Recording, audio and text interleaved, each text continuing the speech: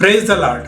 ఈ రోజు దేవుని మాట సామెతలు 5:18 నుండి 20 వరకు. దేవుడు ఆదామును చేసిన తరువాత సాటి అయిన సహకారిగా హవ్వను సృష్టించాడు. ఆ విధంగా ఇద్దరిని జతపరిచి దీవించాడు. అలాగే దేవుని వాక్యం చెప్తున్నది ఏమిటంటే భార్య భర్త ఇద్దరు కూడా ఏక శరీరులుగా జీవించాలని. అయితే ఈ మధ్య కొంతమంది యువతీ యువకులు ఆధునికత పేరుతో పెళ్లికి ముందే విచ్చలవిడిగా జీవిస్తున్నారు. అలాగే కొంతమంది మగవారు, కొన్నిసార్లు ఆడవారు కూడా సినిమా తారలను అభిమానిస్తూ, ప్రేమిస్తూ, అద్దులు దాటుతూ తమ జీవిత భాగస్వాములను బాధ పెడుతున్నారు. అలాగే కొంతమంది చెడ్డ దృశ్యాలు చూస్తూ మానసికంగా వ్యభిచారం చేస్తున్నారు. అటువంటి వారిని బట్టి దేవుని వాక్యము తీవ్రంగా హెచ్చరిస్తోంది. దేవుడు తన జీవ గ్రంథములో నుండి వారిని తొలగిస్తానని చెబుతున్నాడు. అలాగే వారు చేసే ప్రార్థనలు, వారు ఇచ్చే కానుకలు కూడా దేవుడు అంగీకరించడు అని తెలుసుకొని జాగ్రత్త పడండి.